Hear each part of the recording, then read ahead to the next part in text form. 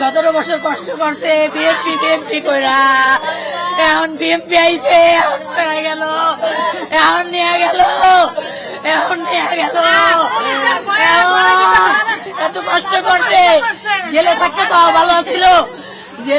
তাও ভালো ছিল, সারা জীবন জেলের ভিতরে খালি গেছি আর আইছি কষ্ট করতে করতে গো।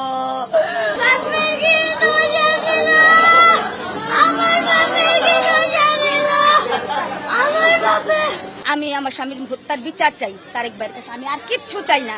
আমি তারেক ভাইয়ের কাছে হত্যার বিচার চাই, আর কিচ্ছু চাই না। এক ছাত্র দলের যে নেতা মানে যার সাথে হয়েছে, উনি ফার্স্টে ছুইরা বাই করছে মারার লিগা। আমার ফুয়াতো ভাই আকাশ বাইরে মারতে নিছে, কিন্তু আকাশ ভাই সরে গেছে, পারে নাই।